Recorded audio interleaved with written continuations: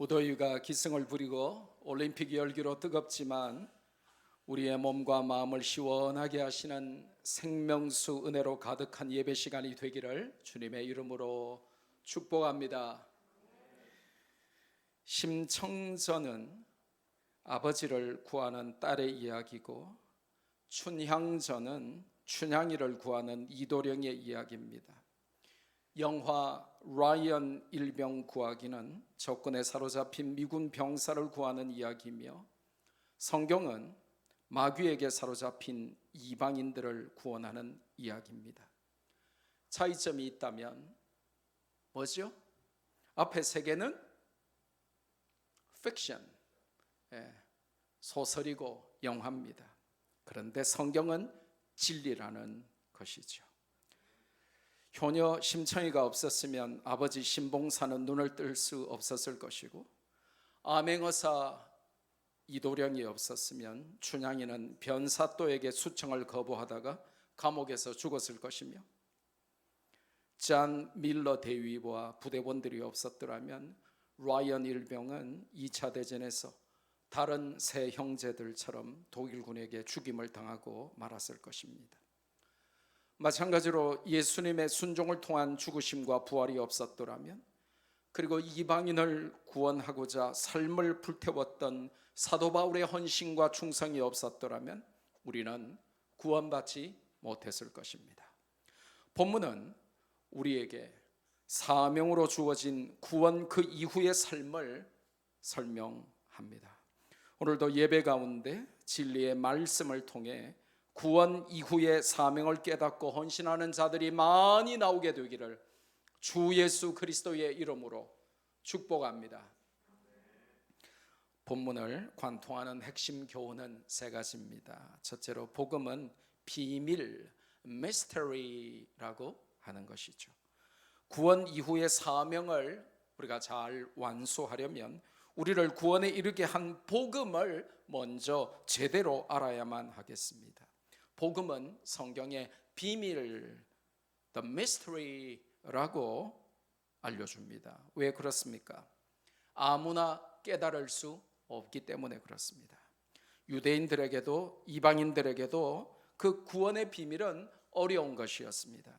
인간의 지혜와 전통과 사고방식으로 이해하기에는 납득 불가능한 하나님의 비밀이었습니다. 대상도, 과정도, 시기도, 방법도 모두가 다 미스터리였습니다. 아무나 깨달을 수가 없었어요. 구약 성경을 달달 외웠던 유대인들에게도, 그리고 그 당시 세계를 선도했던 철학에 능통했던 헬라인들에게도 구원이라고 하는 복음의 비밀은 가장 단순했으나 너무도 어려웠습니다. Simple yet profound. 그 말은 무슨 뜻입니까? 사람의 지혜나 능력으로 깨달을 수 있는 것이 아니라 이 복음 그리스도라고 하는 비밀은 오직 하나님의 계시, the revelation of God, 하나님의 계시를 통해서만 깨달을 수 있기 때문에 그렇습니다. 그래서 쉬워 보이지만 심오하고 쉬워 보이지만 어렵다는 것입니다. 그래서 명확한 것이지만 미스터리라고 하는 것입니다. 3절에 보면 바울이 복음의 비밀을 알게 된 것은 그의 학력이 높았기 때문이 아니라 하나님께서 계시를 통해서 알게 하셨기 때문이라고 말하고 있습니다. 5절에 보면 바울이 알게 된 비밀은 과거 구약 시대에는 알려지지 않았던 것들이었습니다. 율법 시대가 지나고 은혜의 시대가 도래하여 숨겨졌던 비밀이 하나님의 계시로 말미암아 공개된 것이었죠. 사람이 제 아무리 똑똑하고 머리가 좋아도 하나님께서 복음을 계시하여 주시지 않으면 우리는 복음을 깨달을 수가 없어요. 성령께서 진리를 깨닫게 해주시는 은혜가 우리에게 없다면 우리는 그 누구도 구원에 이르는 지식을 소유할 수 없는 것입니다. 갈라디아서 1장 11절에서 12절에 보니까 형제들아 내가 너희에게 알게 하노니 내가 전한 복음은 사람의 뜻을 따라 된 것이 아니니라. 이는 내가 사람에게서 받은 것도 아니요 배운 것도 아니요 오직 예수 그리스도의 계시로 말미암은 것이라. 여러분, 바울만 하나님의 계시로 복음을 깨달았을까요? 4000년 전의 인물인 구약 성경에 나오는 아브라함도 하나님의 계시로 예수님을 만나서 복음을 깨달았습니다. 정말일까요? 예수님께서 그렇게 인정하셨습니다. 성경에 그렇게 기록되어 있습니다. 요한복음 8장에 아주 이상한 내용이 등장합니다. 요한복음 8장 56절에서 58절 함께 읽어볼까요? 시작. 너희 조상 아브라함은 나의 때 볼 것을 즐거워하다가 보고 기뻐하였느니라. 유대인들이 이르되 내가 아직 50세도 못 되었는데 아브라함을 보았느냐? 예수께서 이르시되 진실로 진실로 너희에게 이르노니 아브라함이 나기 전부터 내가 있느니라 하시니. 아멘. 이게 무슨 말입니까? 어째서 예수님은 아브라함이 예수님을 보았다고 하십니까? 아브라함은 예수님 나시기 전 2000년 전의 사람인데 지금으로 보면 4000년 전의 사람이 아브라함인데 어찌 예수님을 보았습니까? 예수님이 지금 거짓말하고 계십니까? 아닙니다. 하나님은 분명 아브라함에게 예수님을 계시하여 보여주셨습니다. 성경 어디에 그런 내용이 나옵니까? 구약에 숨어있는 예수님을 발견하는 짜릿함을 누려봅시다. 이삭을 번제로 바치는 사건 기억하시죠? 창세기 22장에 나옵니다. 창세기 22장 11절로 14절 말씀 함께 읽습니다. 시작. 여호와의 사자가 하늘에서부터 그를 불러 이르시되 아브라함아 아브라함아 하시는지라. 아브라함이 이르되 내가 여기 있나이다 하매 사자가 이르되 그 아이에게 내 손을 대지 말라. 그에게 아무 일도 하지 말라. 내가 내 아들 내 독자까지도 내게 아끼지 아니하였으니 내가 이제야 내가 하나님을 경외하는 줄을 아노라. 아브라함이 눈을 들어 살펴본 적 한 숫양이 뒤에 있는데 뿔이 수풀에 걸려 있는지라. 아브라함이 가서 그 숫양을 가져다가 아들을 대신하여 번제로 드렸더라. 아브라함이 그 땅 이름을 여호와 이레라 하였으므로 오늘날까지 사람들이 이르기를 여호와의 산에서 준비되리라 하더라. 아멘. 여러분, 이 본문을 자세히 보면 아브라함은 십자가에 달리신 예수님을 제대로 정확히 보았습니다. 만났습니다. 한 숫양이 뿔이 수풀에 걸려 있습니다. 뿔이 나무에 걸려 있는 것입니다. 십자가에 매달리신 예수님을 하나님의 계시를 통하여 아브라함이 만난 것이죠. 그래서 예수님께서도 아브라함을 만났다라고 인정하시며 요한복음 8장에서 아브라함이 나의 때 볼 것을 고대하다가 학수고대하고 기다리다가 나를 만나고 기뻐했다라고 정확하게 말씀하시는 것입니다. 그 사건이 하나님의 일방적인 자기 계시임을 우리는 어떻게 압니까? 그 땅 이름을 뭐라고 불렀죠? 여호와 이레. 우리 이병희 목사님 딸 이름이 뭐죠? 이레. 예. 지호바 자이레. 예. 이레. 하나님이 준비하신다 이런 뜻입니다. 그 땅 이름을 여호와 이레라고 불렀던 것을 보면 하나님의 계시와 상관이 있는 것을 알게 됩니다. 무슨 뜻입니까? 만약 그 사건의 주인공이 아브라함이었다면 그 땅 이름을 여호와 이레 하나님이 준비하셨다라고 하지 않고 아마도 그 땅 이름을 아브라함 샤마 아브라함의 즉각적인 순종 아마 이렇게 명명했을 것입니다.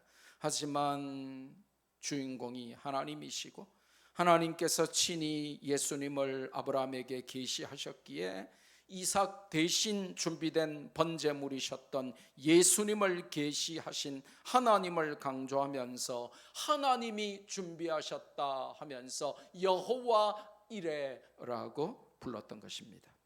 구원은 하나님의 계시입니다. 우리의 지혜나 지식으로는 복음을 깨달을 수 없어요. 그래서 우리가 복음을 깨달은 것을 감사하며 살아야 하는 것입니다.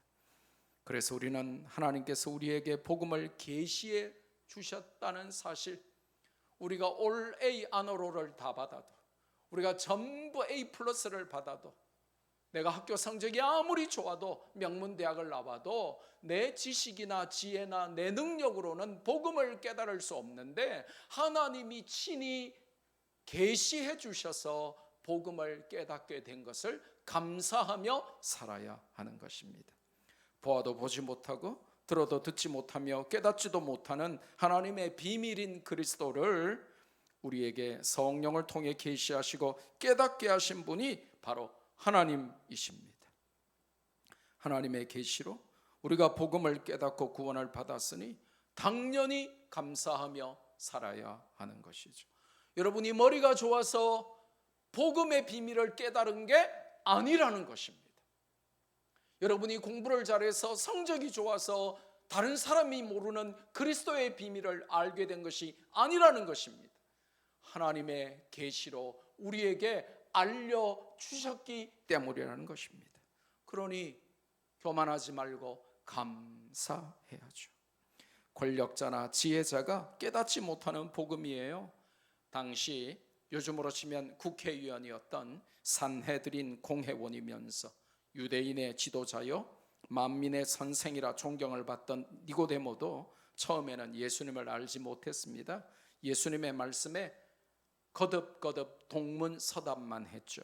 요한복음 3장 3절에서 10절 함께 읽어볼까요? 시작. 예수께서 대답하여 이르시되 진실로 진실로 내게 이르노니 사람이 거듭나지 아니하면 하나님의 나라를 볼 수 없느니라. 니고데모가 이르되 사람이 늙으면 어떻게 날 수 있사옵나이까? 두 번째 모태에 들어갔다가 날 수 있사옵나이까? 예수께서 대답하시되 진실로 진실로 내게 이르노니 사람이 물과 성령으로 나지 아니하면 하나님의 나라에 들어갈 수 없느니라. 육으로 난 것은 육이요 영으로 난 것은 영이니 내가 내게 거듭나야 하겠다 하는 말을 놀랍게 여기지 말라.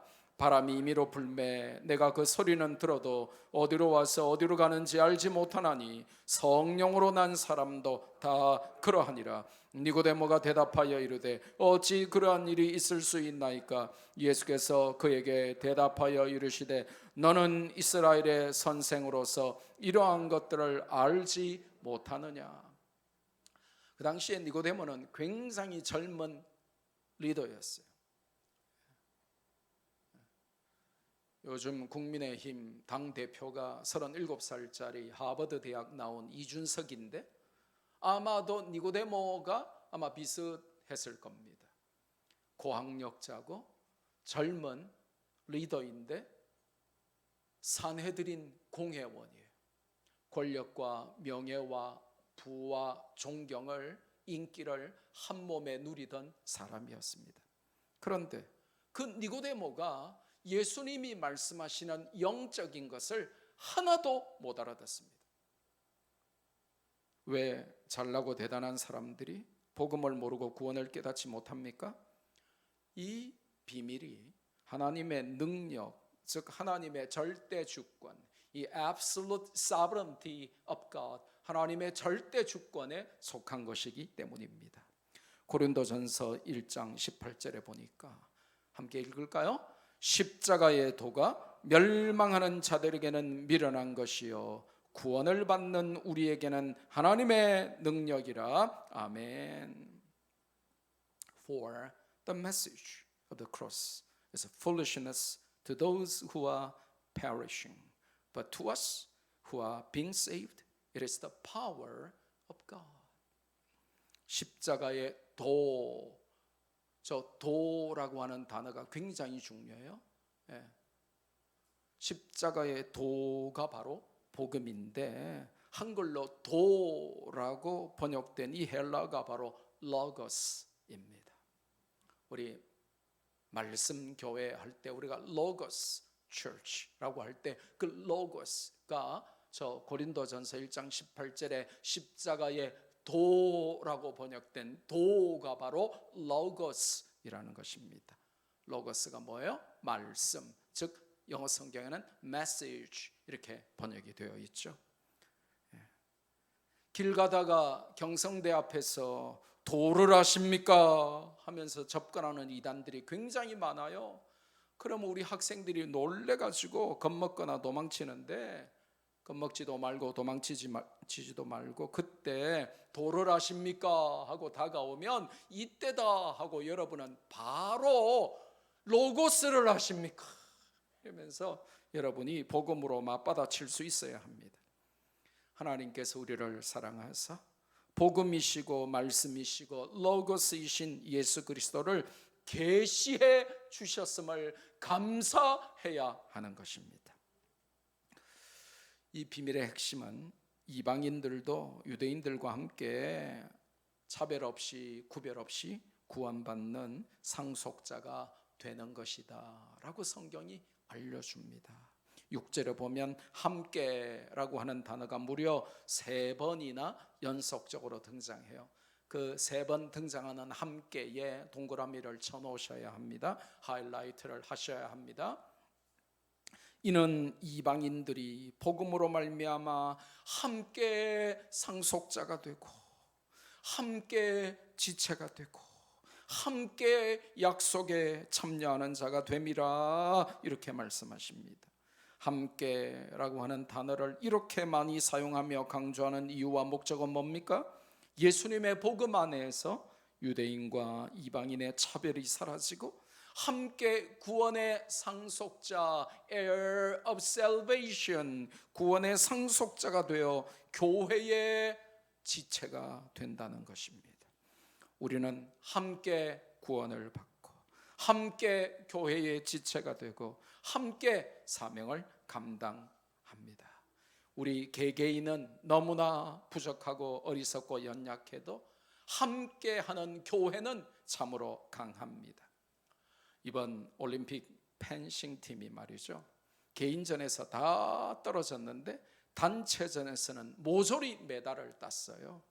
교회도 영적 올림픽에서 단체 금메달을 따야 합니다. 함께라서 좋은 교회, 한번 따라합시다. 함께라서 좋은 교회. 뭐 꼭 선전 문구 같죠? 예, 뭐 만나면 좋은 친구 뭐 그런 거 같죠? 예. 함께라서 좋은 교회. 바로 그런 교회가 우리 말씀 교회여야 하고, 에베소서가 우리에게 가르쳐주는 이 핵심 메시지 중에 하나가 우리가 각자 개개인 한 사람 한 사람이 다양한 모자이크의 한 조각으로 교회에 모였지만 우리는 더 이상 연약하고 이기적인 한 사람의 개인이 아니라 교회라는 이름의 공동체다, 함께 모인 지체다라고 알려주는 거예요. 그러니까 함께라는 의식을 가지고 돌보고 관심을 가지고 케어하고 사랑하고 기도해주고 연락하고 손잡아주고 등 두드려주고 함께 울어주고, 이게 있어야 교회라는 것입니다. 살짝 왔다가 도망가고 예배만 살짝 왔다가 전혀 성도와 교제 없고 그건 교회 아니라는 것입니다. 그러니까 고상하게 혼자 잘 믿고 싶은 분은 저 수도원에 가시면 돼요. TV에 보니까 그리스의 수도원이 절벽 위에 어마어마하게 멋지게, 그리스 정교회 수도원이 900년 된 수도원 있더라고요. 절벽 위에. 거기 제가 보내드릴게. 비행기 티켓 끊어가지고 그리스 정교회 절벽 수도원에 보내드릴게. 추천서 써가지고. 우리는 혼자 고상하게 믿도록 부름받지 않고 함께 지체로 공동체로 그리스도를 머리로 하여 그리스도의 손과 발이 되고 눈이 되고 귀가 되고 입이 되고 코가 되고 그리스도를 위하여 함께 하나가 되는 지체로 부름받았어요. 그러니까 교회 평생 다녔는데 우리 교회 성도 이름을 모른다, 회개해야 되는 것입니다. 한 학기 내내 수업 가르쳤는데 10년 전에 고신대학교 학생 중에 하나가 기말고사 치는데 담당 교수 박두식 이렇게 썼더라고요. 그런 학생 학점 잘 받을까요? 못 받을까요? 안 줍니다. 교회 실컷 다니는데 성도의 이름을 모른다. 문제가 심각한 거예요. 교회 실컷 다니는데 저분이 우리 교회 교인인지 아닌지도 모른다. 문제가 심각해요. 특별히 1년 반 동안 마스크맨으로 살아가는 이 코로나 시대에 더더욱 우리는 성도의 하나됨을 위하여 함께 가는 교회를 만들기 위하여 우리가 깨어있지 않으면 교회를 산산조각 내려고 의도하는 마귀에게 속아서 다른 사람에게 관심이 없게 돼요. 제가 제일 싫어하는 영어 표현이 뭐냐면 I don't care. 미국 애들이요, 공부도 못하고 삶도 엉망인 애들이 늘 하는 말이 뭐냐면 I don't care, I don't care.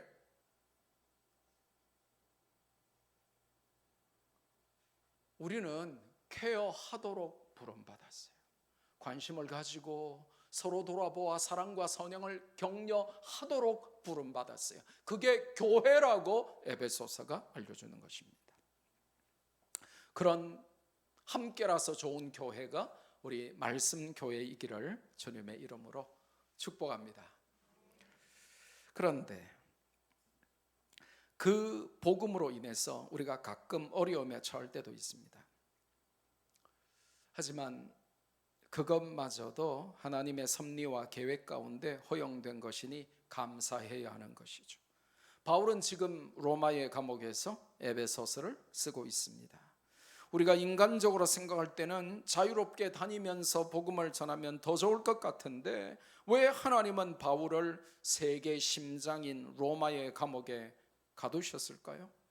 바울이 갇힌 이유가 있겠죠. 그 이유가 뭘까요?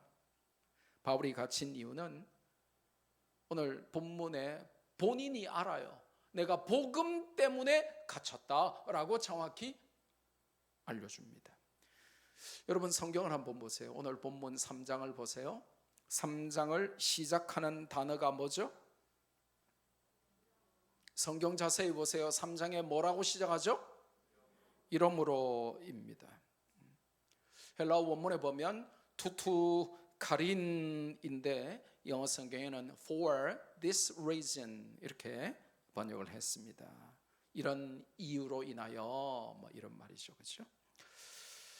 2장 전체를 함축하는 말입니다. 2장 전체 내용을 다시 상기시키면서 2장을 알아야만 3장으로 넘어갈 수 있고 2장을 알아야만 3장을 이해할 수 있다는 전제를 가지고 시작하는 것이죠. 여러분 2장의 핵심은 세 단어인데요.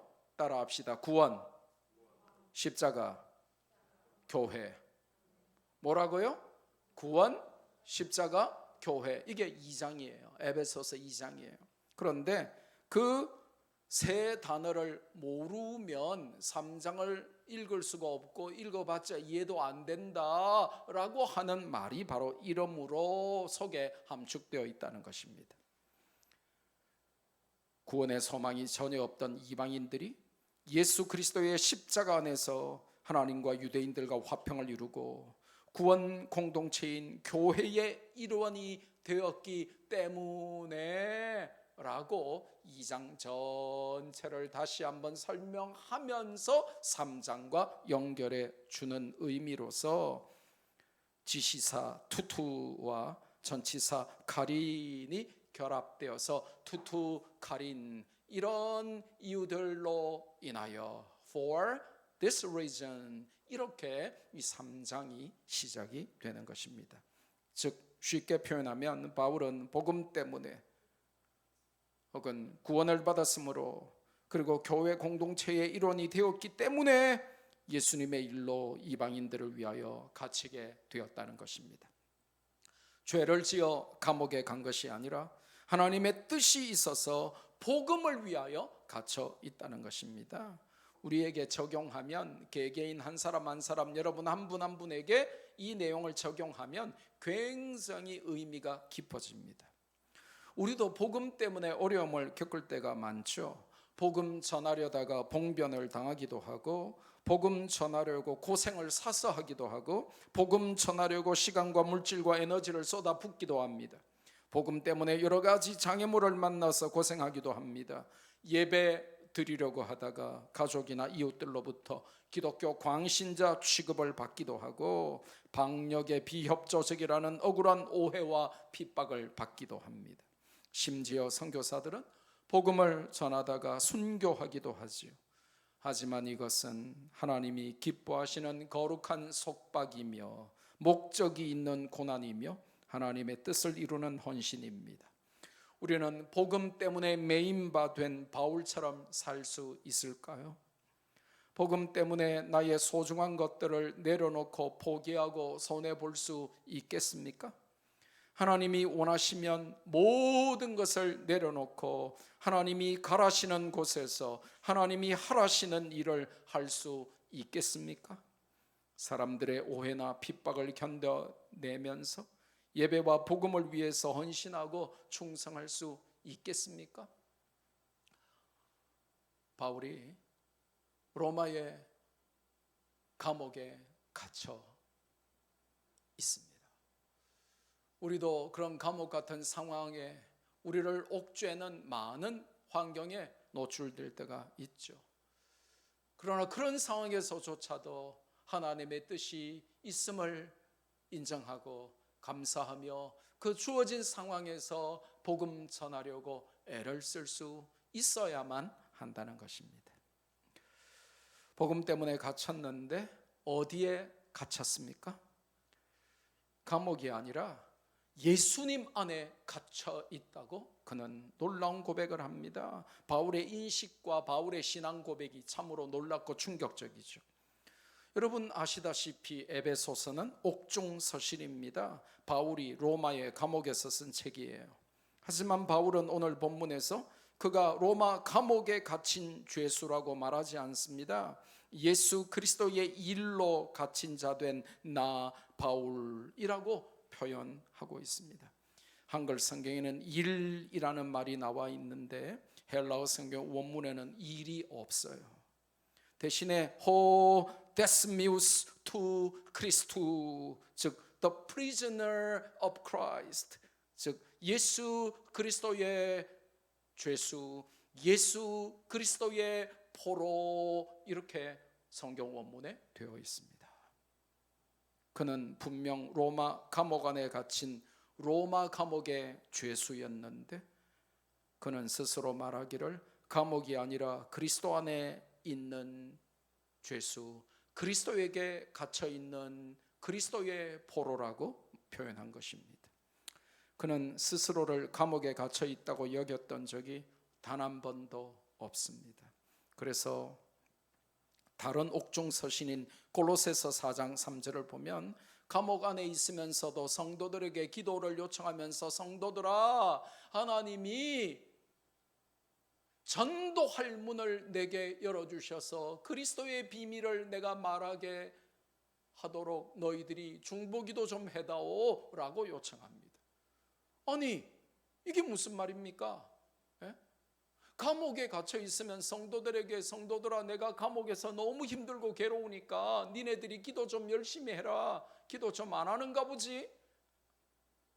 내가 감옥에 있는데 니네들 밥이 넘어가냐? 잠이 오냐? 그러니까 내가 좀 감옥에서 빨리 나갈 수 있도록 하나님이 감옥문 열어주시도록 기도해다오 라고 해야 되는데 바울이 뭐라고 골로새 4장 3절에 말합니까? 하나님이 전도할 문을 열어주시도록 기도해라 라고 말합니다.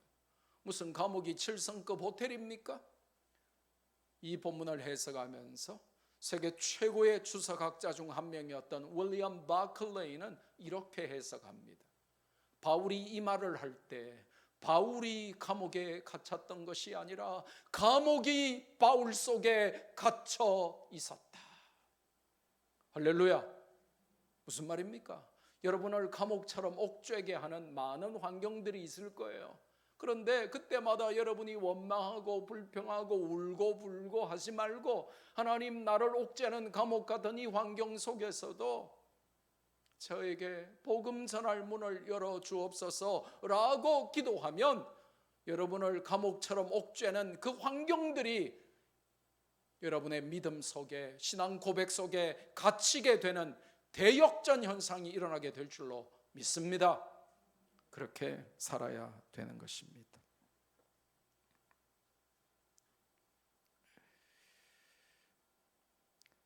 바울은 복음을 위해서 기꺼이 그리스도의 포로가 되어서 이방인을 살리는 사명을 감당하고 있다. 지금 그렇게 본문에서 말하고 있습니다.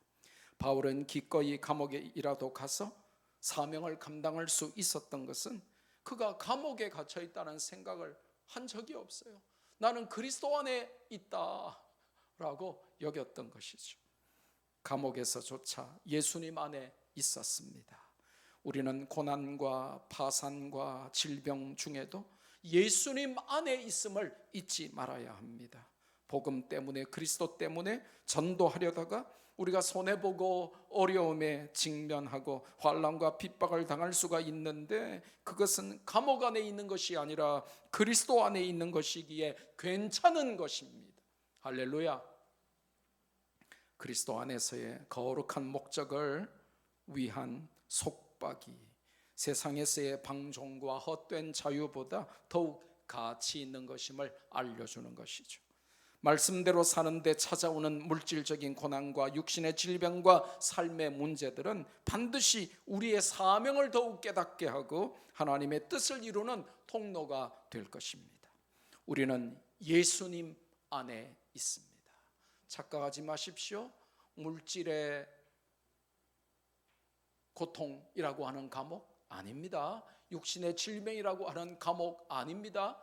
관계의 여러 어려움이라고 하는 그런 감옥 아닙니다. 그 감옥들이 아무리 여러분을 괴롭혀도 여러분은 그리스도 안에 있음을 믿으시고, 나는 그리스도 안에 있다 라고 여러분을 옥죄려고 다가오는 감옥들 앞에 선포하시기를 바랍니다. 어떤 어려움도 그리스도 안에 있는 우리를 이길 수가 없습니다. 그래서 바울은 로마서에서 예수 그리스도 안에 있는 성도의 최후 승리를 확신하고 있습니다.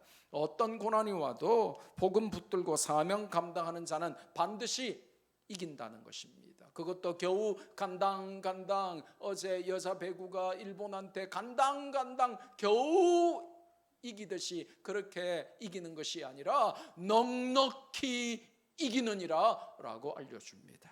성경에서 확인해 볼까요? 로마서 8장 31절에서 39절에 있는 말씀입니다. 함께 읽습니다. 그런즉 이 일에 대하여 우리가 무슨 말 하리요? 만일 하나님이 우리를 위하시면 누가 우리를 대적하리요? 자기 아들을 아끼지 아니하시고 우리 모든 사람을 위하여 내주시니가 어찌 그 아들과 함께 모든 것을 우리에게 주시지 아니하겠느냐? 누가 능히 하나님께서 택하신 자들을 고발하리요? 의롭다 하신 이는 하나님이시니 누가 정죄하리요? 죽으실 뿐 아니라 다시 살아나신 이는 그리스도 예수시니 그는 하나님 우편에 계신 자요 우리를 위하여 간구하시는 자시니라. 누가 우리를 그리스도의 사랑에서 끊으리요? 환난이나 공고나 박해나 기근이나 적신이나 위험이나 칼이랴. 기록된 바 우리가 종일 주를 위하여 죽임을 당하게 되며 도살당할 양같이 여김을 받았나이다 함과 같으니라. 그러나 이 모든 일에 우리를 사랑하시는 이로 말미암아 우리가 넉넉히 이기느니라. 내가 확신하노니 사망이나 생명이나 천사들이나 권세자들이나 현재일이나 장래일이나 능력이나 높음이나 깊음이나 다른 어떤 피조물이라도 우리를 우리 주 그리스도 예수 안에 있는 하나님의 사랑에서 끊을 수 없으리라. 아멘. 따라합시다. 넉넉히 이기느니라. 끊을 수 없으리라. 할렐루야.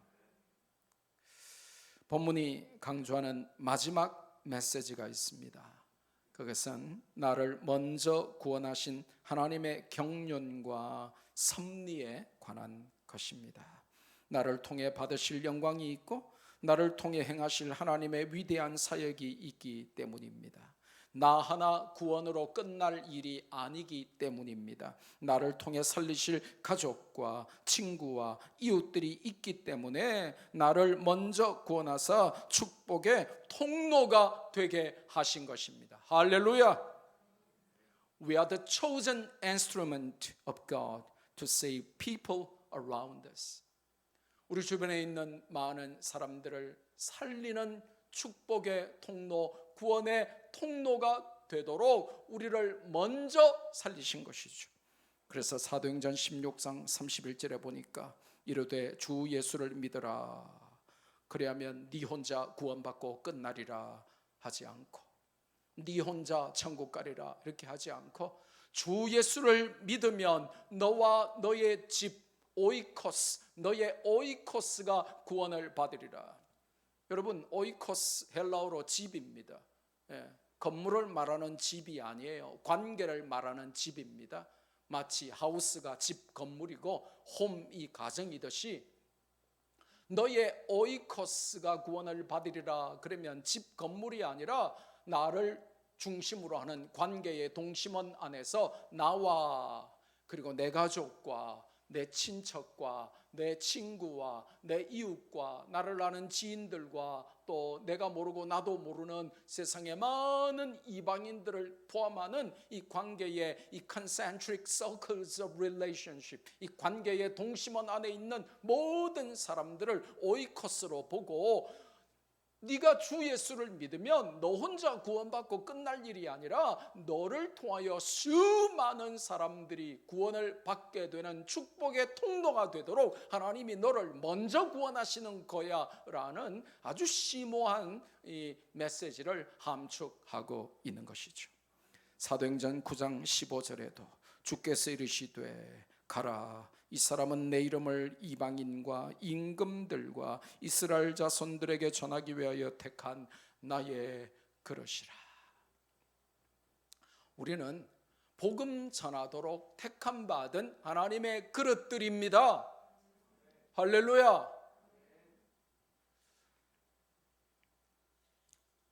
그래서 우리에게 주신 직분은 과분한 은혜의 선물임을 기억하셔야만 됩니다.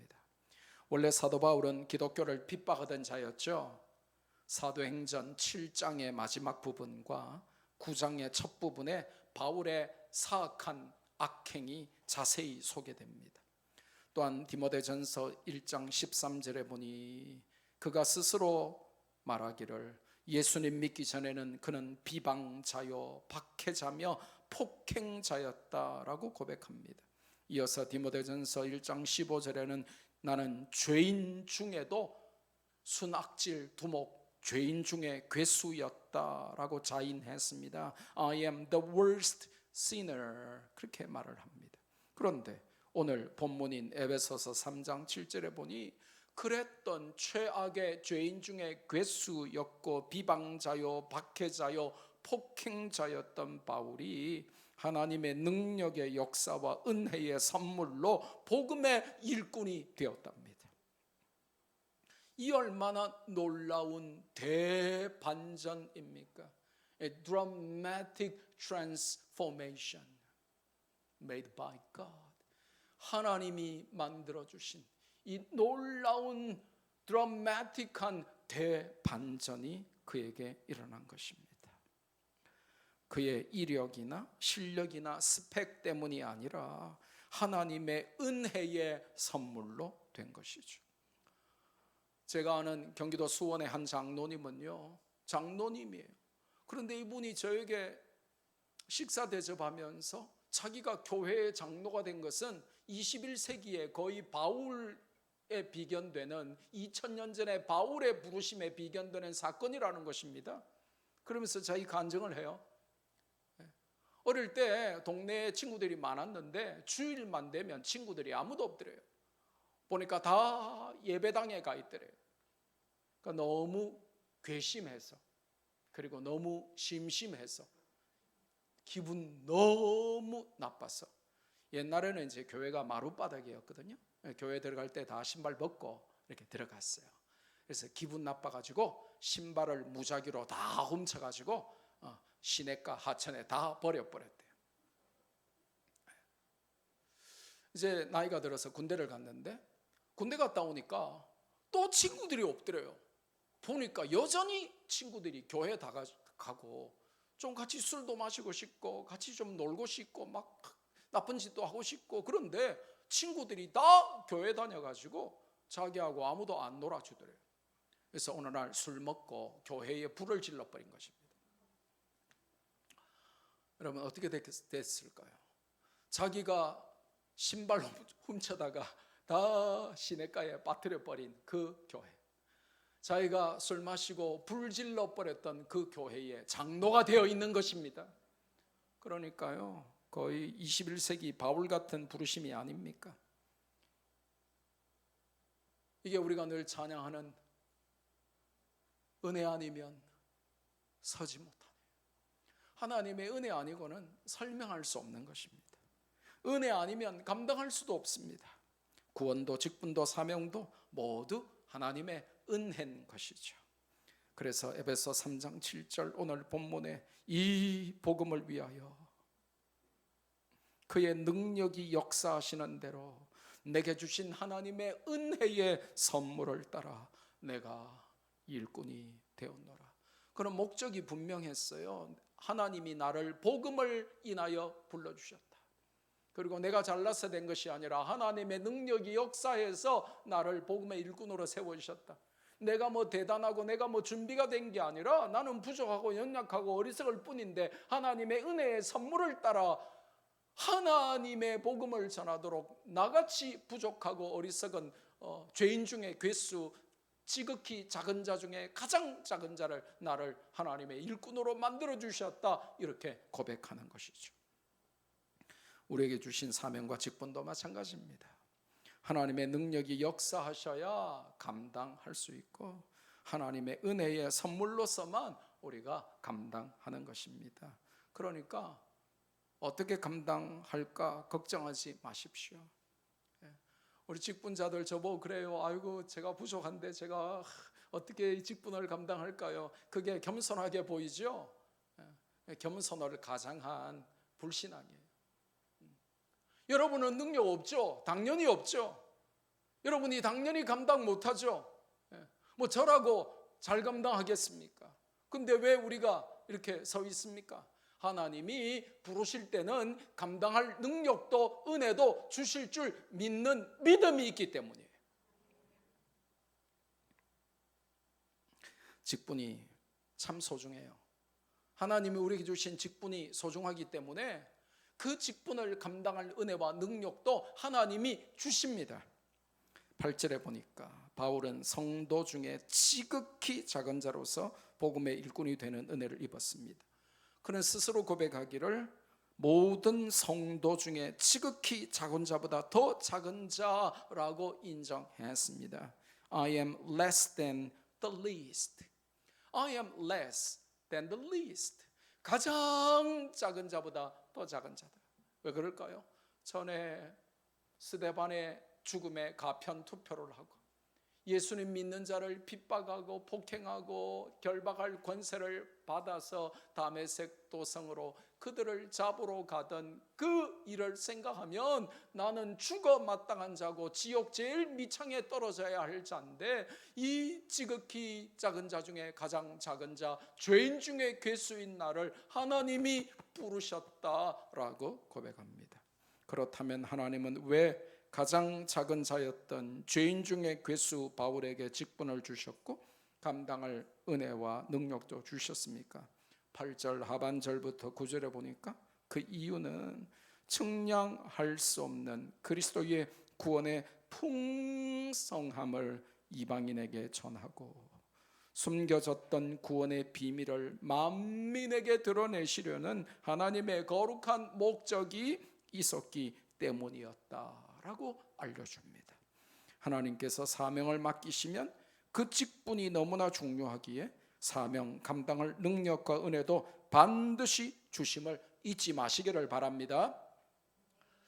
내년에 이제 우리 교회에 또 일꾼들을 세울 겁니다. 장로, 안수집사, 권사 이렇게 여러 명을 세울 겁니다. 그러면 꼭 그 중에 안 그러겠지만 제가 이때까지 목회를 해보니까 꼭 그런 사람들이 있어요. 이거 목사님 저는 못합니다 이러면서 되게 겸손한 것 같죠? 굉장히 교만한 것입니다. 되게 겸손한 것 같죠? 아주 불신앙의 사람입니다. 내가 하는 게 아니에요.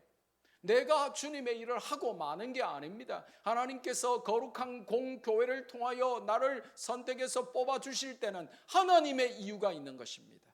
하나님이 하게 하실 것입니다.